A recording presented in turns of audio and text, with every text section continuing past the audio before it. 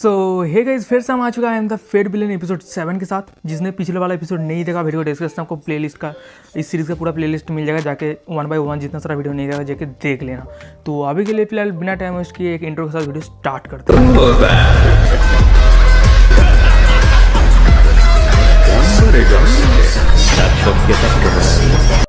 तो वीडियो के स्टार्टिंग पे हमें याचन को दिखाया था और याचन के मास्टर को दिखाया था, जहाँ पे याचन बहुत ही ज़्यादा गुस्से में होता है और वो बहुत ही गुस्से में चिल्लाते हुए कहता है कि मुझे सब कुछ समझ में आ गया गुचन, मुझे सब कुछ समझ में आ गया, डैम बास्टर्ड, तू मेरे से सब कुछ छीनना चाहता है जो मेरे से बिलोंग करता है। फिर याचन थोड़ा सीरियस हो जाता है और धीरे से कहता है कि मुझे ये एक्सपेक्ट नहीं था कि मेरा सबसे ज़्यादा ट्रस्टेड पर्सन मेरे मास्टर सिर्फ एक सिंगल पील के लिए मेरे जानी दुश्मन से मिल जाएगा। याचन के ये सब बातें सुन के याचन का मास्टर थोड़ा हैरान हो जाता है और उसके साथ साथ थोड़ा गुस्सा भी हो जाता है और वो कहता है कि ये सब तुम क्या कह रहे हो, यहाँ पे मैं जो कुछ भी कर रहा हूँ यहाँ से तुम्हें निकालने के लिए कर रहा हूँ। याचन कहते हैं अगर तुम सच में ये सब मेरे लिए कर रहे हो तो मैंने तुम्हें जो इन्फॉर्मेशन दिया है उसको लीक कर दो। याचन का ये बातें सुन के याचन का मास्टर थोड़ा उदास हो जाता है और वो कहता है कि तुम,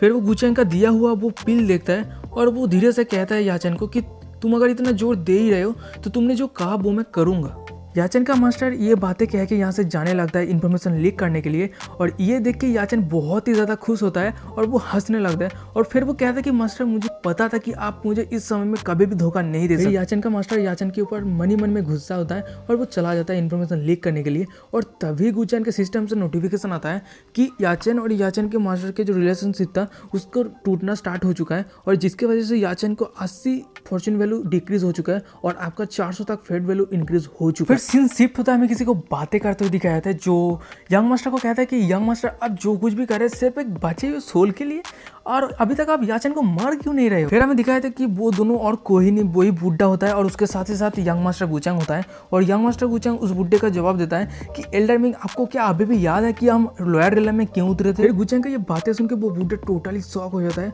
और फिर वो कहता है कि ये सब कुछ आप वो एविल वेपन के लिए तो नहीं कर रहे। गुचंग कहता है कि आपने एकदम सही सोचा, वही वेपन जो एंशिएंट टाइम का 8 बैरन डीमन गॉड का था। हमें वही एविल वेपन का एक थोड़ा सा लुक दिखाया था जो बहुत ही खतरनाक होता है और गुचंग मन ही मन में सोचता है कि याचन मेरे हाथों के कंट्रोल में है और मैं उसी की मदद से ये वेपन को हासिल करूँ। गुचंग उस बुड्ढे को कहता है कि याचन के ऊपर नज़र बनाए रखो और अभी के लिए फिलहाल मैं कल्टीवेशन करने के लिए जा रहा हूँ। तो उस बुड्ढे को कहता है कि याचन मैं समझ गया और वो चला जाता है। गुचंग को दिखाया था जो गुचंग सिस्टम को कहता है कि उसका शॉप ओपन करने के लिए, फिर वो शॉप से एक प्रीमोडल स्पिरिट टेक्निक नाम के एक टेक्निक बाय कर लेता है 1000 फेट वैल्यू पॉइंट से, फिर वो उसको कंज्यूम करने लगता है। फिर हमें दिखाया था कि गुचंग कल्टिवेट करते हुए प्राइमोडल स्पिरिट टेक्निक को सक्सेसफुली मास्टर कर लेता है। सीन शिफ्ट होता है, हमें 3 दिन बाद का सीन दिखाया था जो टाइजन स्कारलैंड का बाहर का सीन होता है। यहाँ पे स्कारलॉर्ड और स्कार प्रिंसेस को दिखाया था जहाँ पे स्कारलॉर्ड किसी से कह रहा होता है कि यहाँ पे 3 बड़े सुपीरियर अचानक से यहाँ पे स्थापित हुआ है, तो क्या हमें बता सकते हैं कि यहाँ पे आने का वजह क्या हो सकता है। हमें एक बीस्ट को दिखाया था जो बीस्ट के ऊपर एक सेक लीडर खड़ा हुआ होता है और वो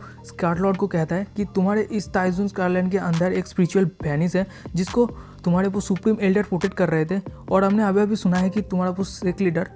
यानी सुप्रीम एल्डर 300 साल पहले ही मर चुके थे। फिर वो सेक लीडर थोड़े एटीट्यूड में कहता है कि अब तो तुम्हारा वो सुप्रीम एल्डर मर चुका है, तो तुम्हें क्या नहीं लगता कि हमारे सेट को भी वही स्पिरिचुअल वैनिस को मजा लेने का मौका देना चाहिए। इनमें से दूसरा सेक लीडर कहता है कि एकदम सही कहा और हम ईस्ट के सबसे शक्तिशाली सेक्ट है और अगर तुम मान लेते हो हमारे ऑफर को और स्पिरिचुअल वैनिस को देने के लिए राजी हो जाते हो तो तुम्हें कोई भी नुकसान नहीं होगा और अगर नहीं मानते हो। फिर स्कारलॉर्ड ये बातें सुन के बहुत ही ज़्यादा गुस्सा हो जाता है और फिर वो कहते हैं कि हम लोग इस स्पिरिचुअल वैनिस को 300 साल से रक्षा करके आ रहे हैं और हम तुम्हें ऐसे ही दे देंगे और तुम्हें क्या सच में लगता है कि टाइजन स्कारलैंड को अटैक करना इतना आसान है। तीसरे सेक लीडर को दिखाया था जो एकदम अलग ही एटीट्यूड में रहता है। फिर वो स्कारलॉर्ड को कहता है कि मुझे लगता नहीं कि हमारे स्कारलॉर्ड हमसे कोऑपरेट करने के लिए राजी है और अगर ऐसा है तो स्कारलॉर्ड क्या तुम्हें सच में लगता है कि हम तीनों से तुम जीत सकते हो। स्कारलॉर्ड कहते हैं कि मुझे ये नहीं पता कि तुम्हें ये न्यूज़ कहाँ से मिला कि हमारा सुप्रीम एल्डर मारा जा चुका है, पर तुम्हें क्या सच में लगता है कि ये सुप्रीम एल्डर के बिना हम टाइजन स्कारलैंड को नहीं बचा सकते। स्कारलॉर्ड का ये बातें सुन के उसका डॉटर क्विंगी कहता है कि फादर, क्विंगी का ये बातें सुन के स्कारलॉर्ड कहता है कि यंग मास्टर इस सिचुएशन पे भी क्या बाहर नहीं आएगा। क्विंगी थोड़ी कांपती आवाज में कहता है कि लास्ट नाइट मैं जल्दबाजी में यंग मास्टर के ऊपर फेवर करना भूल गया था और मुझे लगता नहीं कि अभी यंग मास्टर हमें मदद करने के लिए आ सकता है। तभी उनमें से एक सेक लीडर कहता है कि मैंने बहुत दिन पहले सुना था कि टाइजन स्कारलैंड के साथ अपर रिलम का कुछ एक कनेक्शन था। दूसरा सेक लीडर कहता है कि हाँ,